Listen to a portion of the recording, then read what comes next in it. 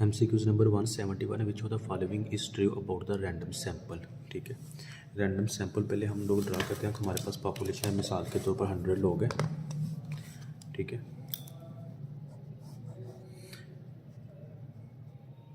ये हमारे पास पीपल है, हमने इनमें से रैंडम सैंपल ड्रा करना है। रैंडम मतलब कोई भी, तो इसमें जब रैंडम सैंपल ड्रा करते हैं तो कोई भी चांस होता है कि कोई एक निकल आए। ठीक है, तो इट मीन्स इनके पास इक्वल चांसेस है, इक्वल चांसेस है कि जो मर्ज़ी हम सैंपल निकाल लें, क्योंकि रैंडमली निकालना है। रैंडम का मतलब होता है बेतरतीब, जिसकी कोई भी सीक्वेंस ना हो। तो जैसे ही आप सैंपल निकालेंगे इनमें से कोई भी निकाल सकते हैं। तो अब MCQ को स्टडी करते हैं। Where every member of the population has the unequal chances. अच्छा, अनइक्वल चांसेस नहीं, इसमें इक्वल चांसेस होते हैं रैंडम सैम्पलिंग में। ठीक है, equal chances of being selected as a member of the sample. तो ये पहला आप लोगों का गलत हो गया है। दूसरा MCQ देखिए, it can be cumbersome when sampling from an unusually large target population. पहले आपको पता होना चाहिए टारगेट पॉपुलेशन क्या होती है। टारगेट पॉपुलेशन में मिसाल के तौर पर मेरे पास 100 लोगों की 100 स्टूडेंट्स है। ठीक है, ये मेरे पास 100 लोगों की 100 स्टूडेंट्स की पॉपुलेशन है। तो इसमें मैं कहता हूँ कि आपने सैंपल ड्रा करना है पहले 10 स्टूडेंट्स का, या ऐसे स्टूडेंट्स का जिनके 90% अबाव मार्क्स है। तो वो स्टूडेंट्स जिनके 90% अबाव मार्क्स है ना, वो मेरी टारगेट हो गया, मतलब कि वो टारगेट पॉपुलेशन कंसिडर होगी। तो अब फिर एक दफ़ा पढ़ें, it can be cumbersome when sampling from an unusually, गैर मामूली तौर पे लार्ज टारगेट पॉपुलेशन। अच्छा, जब हमारे पास पॉपुलेशन ज़्यादा होगी, ठीक है, अगर उनकी पॉपुलेशन जितनी ज़्यादा होगी तो हमारे लिए सैंपल ड्रा करना उतना ही मुश्किल होता है। इट कैन बी कम्बरसम का मतलब है मुश्किल, ज़्यादा वजनी। ठीक है, तो इट मीन्स कि ये हमारे लिए मुश्किल होगा। जैसे जैसे पॉपुलेशन ज़्यादा होगी, टारगेट हमारा ज़्यादा होगा, तो हमारे लिए सैंपल ड्रा करना मुश्किल होगा। तो दूसरी स्टेटमेंट हमारी बिल्कुल ठीक है। तो इसमें जो करेक्ट होगा, ओनली 2 स्टेटमेंट इज़ करेक्ट होगा। ठीक है, दूसरी स्टेटमेंट करेक्ट होगी। MCQ नंबर 172 है, which of the following statement is true about the regression lines. Regression line के लिहाज से कौन सी स्टोर है। It is use to obtain the line of best fit between the 2 variables. ये ना रिग्रेशन लाइन्स की प्रॉपर्टीज़ हैं। ये देखिए, मैंने पहले इसको स्टडी कर रहा था। इसकी प्रॉपर्टीज नंबर 4 देखें, regression line is the line of the best fit. Best fit होती है किस पे, best fit because A and 2 variables हैं, और अनबाइस्ड वो होता है, मतलब कि एक होता है बाइस्ड, एक होता है अनबाइस्ड। बाइस्ड वो होता है, मिसाल के तौर पर हमारे पास ऑब्जर्वेशन था कि 100 आएंगे। ठीक है, हमारे पास एक हमने एस्टिमेट किया कि हमारे पास आंसर जो आएंगे, जो मार्क्स इस दफ़ा 70% आएंगे। ठीक है, और एस्टिमेट के बाद जो हमारे पास ऑब्जर्व मार्क्स आए हैं वो आए हैं 69 या 67। तो ये हमारे 22 हो गया। ठीक है, अगर हम ऑब्जर्व करते हैं कि हमारे पास 70 मार्क्स हैं और आएंगे कितने 70, तो इट मीन्स जब 70/70 आ जाए तो वो हमारा अनबाइस्ड होता है। ठीक है, unbiased estimates of the parameters alpha and beta. तो बेस्ट फिट हो रही है हमारी पहली प्रॉपर्टी, बिल्कुल ठीक है। तो दूसरी प्रॉपर्टी देखा, we can calculate the fixed cost from it but not variable cost. तो इसमें वेरिएबल्स ही 2 होते हैं। ठीक है, फिक्स्ड कॉस्ट नहीं, हम इसमें कैलकुलेट नहीं कर सकते। तो हमारा जो करेक्ट आंसर होगा, ना ही ये इसकी प्रॉपर्टीज़ में है, तो पहला ही करेक्ट होगा। तो MCQs only 1 statement is correct होगी। ठीक है, MCQs 173 है, इफ़ समवन, अगर कोई भी इन्वेस्ट 6000 इन्वेस्ट करता है एज द फर्स्ट इंस्टॉलमेंट, अपनी पहली इंस्टॉलमेंट समझ के, एंड इंक्रीज बाय 300 पर ईच नेक्स्ट इंस्टॉलमेंट। एक बंदा है, वो कितना इन्वेस्ट करता है, सम इन्वेस्टमेंट कितना है 6000। तो अगर वो इन्वेस्ट करता है 6000, तो हमारे पास A इज़ इक्वल टू 6000 होगा। ठीक है, और D हमारे पास होगा 300।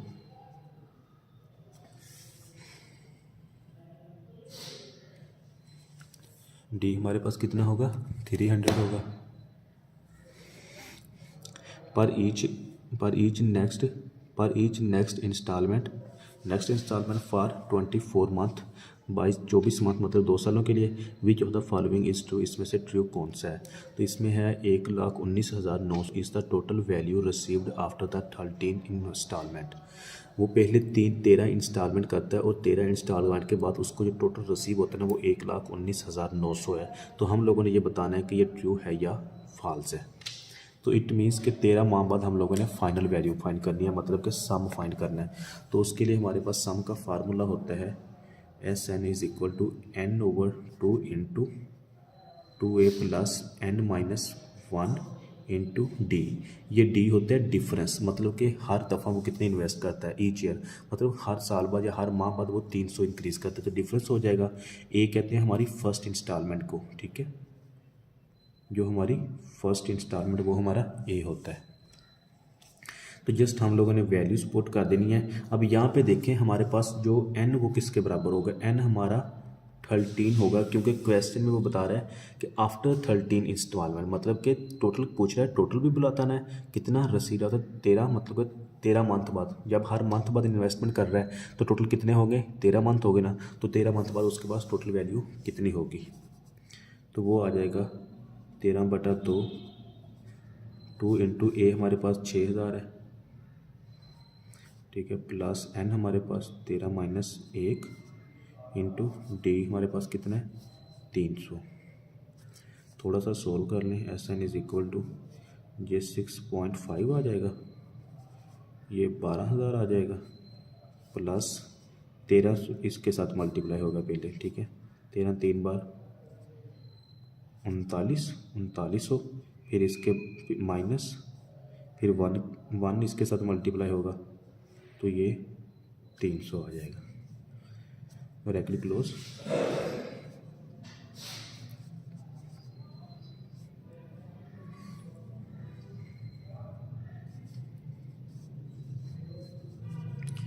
सिक्स 6.5 इंटू 12000 प्लस 3900 में से 300 3600 चला गया, 3600 रह गया,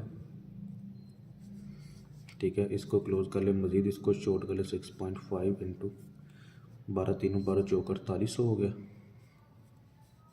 सॉरी ये 12000 है, वो 1200 12000 जमा 3600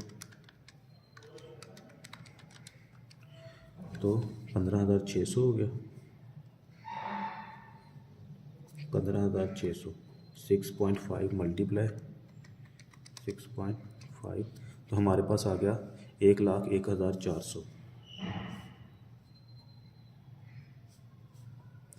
1,01,400।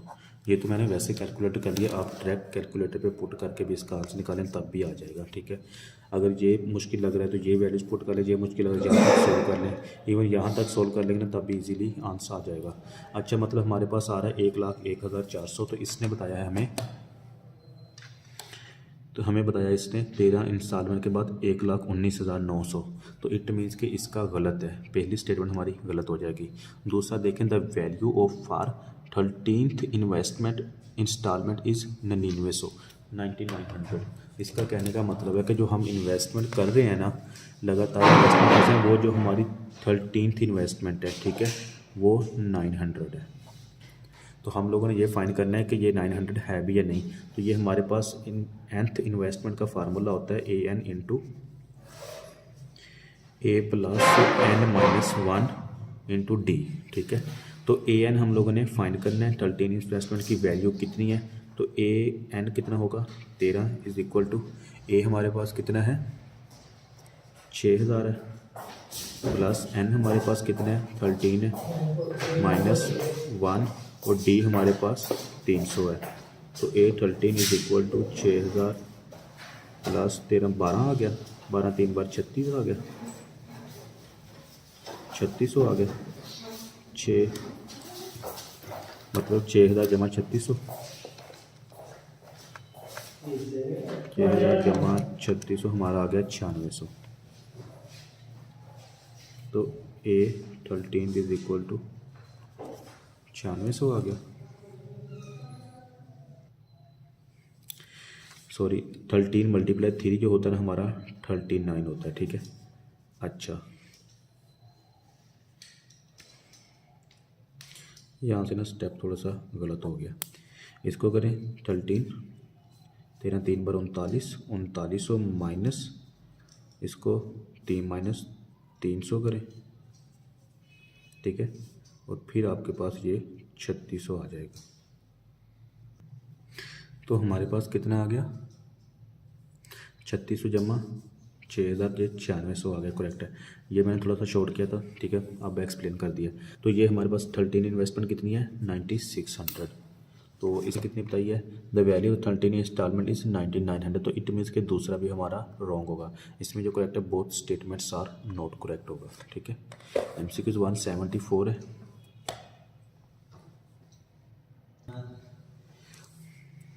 MCQ 174 है, और हमारे पास 174 है। Person has the enough amount to invest for 9 years. एक पर्सन के पास एनएफ काफ़ी अमाउंट है, कितनी इन्वेस्ट करना चाहता है, 9 सालों के लिए।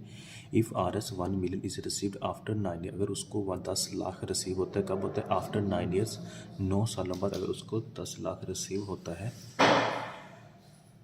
Eight the rate of the 7%, किस रेट पे, 7% के हिसाब से।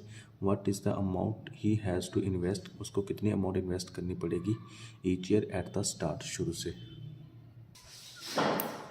तो इसमें देखें उसको 9 सालों बाद कितनी रिसीव होती है, 1 मिलियन रिसीव होता है, मतलब कि 10 लाख। और फाइंड हम लोगों ने क्या करना है कि ईच ईयर वो हर साल कितना इन्वेस्ट करेगा, और इन्वेस्टमेंट कौन सी है, at the start of the period. तो जब भी वो बात करे ईच ईयर की, मतलब कि हर साल इन्वेस्ट करता है, ठीक है। यहाँ पे देखें at the start of the cycle what is the amount he has to invest each year. Each year की बात करें, मतलब जहाँ पे इन्वेस्टमेंट हर साल हो, तो इट मीन्स के आपने समझ आना है कि वहाँ पे एन्युटी का फार्मूला लगेगा, ठीक है। अब आगे कन्फ्यूज़न है कि एन्युटी का कौन सा फार्मूला लगेगा, ड्यू एन्युटी लगेगा या ओरिजिनरी एन्युटी लगेगा। ड्यू लगेगा या ओरिजिनरी लगेगा। जब investment at the start of the period हो, ठीक है, at the start of the period हो, 2 डे हो, ना हो, मतलब कि बेसिक की तरफ, तो उस वहाँ पे आप लोगों ने ड्यू का फार्मूला लगाना है। और जहाँ पे originally investment at the end of the period हो, ठीक है, या लास्ट बार हो, तो वहाँ भी आप लोगों ने ओरिजिनरी का फार्मूला लगाना है।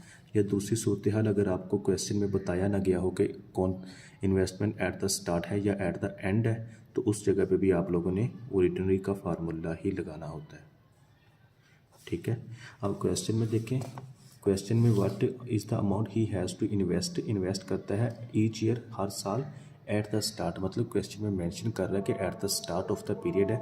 तो इट मीन्स कि कंफर्म हो गया कि हम लोगों ने एन्युटी का फार्मूला ड्यू एन्युटी का लगाना है, ठीक है। अब ड्यू एन्युटी का जो फार्मूला है वो भी 2 है, एक प्रेजेंट वैल्यू है, एक फ्यूचर वैल्यू है। तो हमें देखना है कि इसमें कौन सा लगाएगा, प्रेजेंट का लगेगा तो या फ्यूचर का। तो देखिए क्वेश्चन में बता रहा है RS 1 million is received after 9 years, मतलब कि फ्यूचर वैल्यू उसने दी हुई है, और हम लोगों ने फाइंड करना है कि हर साल कितना इन्वेस्ट करता है। तो फ्यूचर वैल्यू दी हुई है, तो इट मीन्स कि फ्यूचर वैल्यू का ही फार्मूला लगेगा। फ्यूचर वैल्यू का फार्मूला हमारे पास है P into 1 plus R bracket close power n minus 1 divided by R, ठीक है।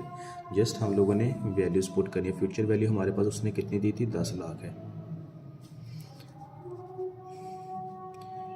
ये P हम लोगों ने फाइंड करना है जो वो हर साल इन्वेस्ट करेगा, ठीक है, इंटू 1 प्लस आर कितना है, 7% है हमारे पास, पावर n हमारे पास टाइम कितना है, 9 साल है, माइनस 1 डिवाइडेड बाय आर हमारे पास 7% है, ठीक है, इंटू ड्यू एन्युटी के फार्मूले में हमारे साथ आता है इंटू आर प्लस 1, ठीक है।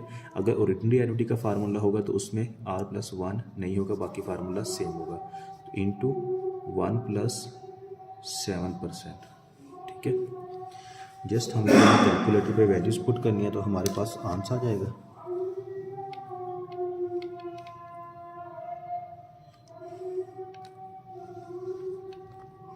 तो चलें दोबारा पुट कर लेते हैं। 10 लाख है is equal to summation x into 1 plus R हमारे पास 7% है, bracket close power 9 minus 1 bracket close divided by 7% into multiply 1 plus 7%, bracket close, shift calculation equal press करते हैं तो हमारे पास आंसर आ गया 780 24.7 है। 0.7 ख़त्म करके राउंड ऑफ कर लें 780.25 ये हमारे पास आंसर आ गया। ठीक है,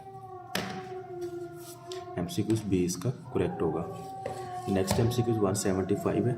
there is a 2 digit number, 2 digit number है and 7 times the sum of its digit, और इन दोनों का जो सम है ना वो 7 टाइम्स है। ठीक है, and 21 times the difference of its digit, और इनका जो डिफरेंस है वो 21 टाइम्स है।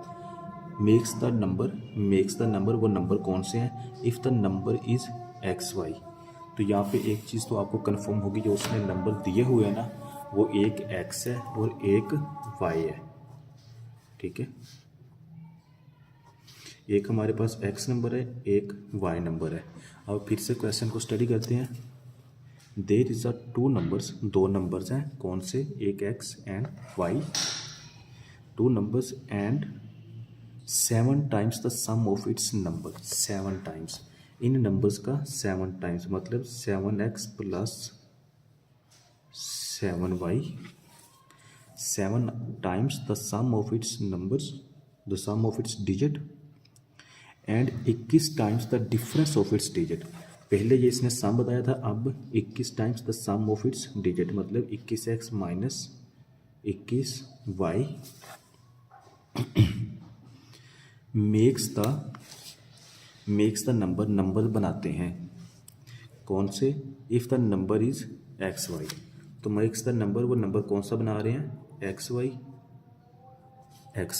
ठीक है, कौन से नंबर बनाते हैं? XY। Which of the following will give the numbers after simultaneous solution. अब इनको सॉल्व करना है और बताना है कि हमारे पास वो कौन से नंबर्स बनते हैं। तो ये हमारे पास पहले नंबर बन गए हैं। तो क्वेश्चन में देखेंगे उसने जो हमें MCQ का सॉल्यूशन दिया हुआ उसमें y एक तरफ ले रहा है। ठीक है, तो हमने भी इनको थोड़ा सा रीअरेंज कर लेना है। अगर इसी क्वेश्चन में हम x को एक तरफ रख लें, ठीक है, और y को इस तरफ ले जाएं, 7x is equal to XY minus 7y आ जाएगा, और ये बन जाएगा हमारे पास 21x is equal to XY plus 21y। ठीक है, तो MCQ में सॉल्यूशन देखें, 7y is equal to 7x minus XY, 7y is equal to, अगर इसको इस तरफ भी रखें तो नहीं, ये भी नहीं बनता। इसमें जो करेक्ट हमारा MCQ नंबर C बनता है। ठीक है, इसमें minus 7y is equal to 7x minus XY। ठीक है, माइनस 7y, इसी को थोड़ा सा रीअरेंज करें तो ये आपके पास एग्जैक्ट वही इक्वेशन बन जाएगी। ये देखें, इसने माइनस 7y कहा है ना, तो हम इस चीज़ को, इसको इस तरफ ले जाते हैं, इसको इस तरफ ले जाते हैं, ये आ जाएगा XY 7x, ये इधर आके माइनस XY बन जाएगा, इस इक्वल टू, ये प्लस का तो इधर जाके माइनस 7y हो जाएगा। तो ये हमारी पहली इक्वेशन ठीक है। दूसरी बन रही है XY plus 21y is equal to 21, XY plus 21y is equal to 21x। तो हमारा MCQ नंबर C करेक्ट होगा। ठीक है, इसका जो करेक्ट आंसर है MCQ number C। Next MCQ देखते हैं नेक्स्ट वीडियो में। अल्लाह हाफिज़।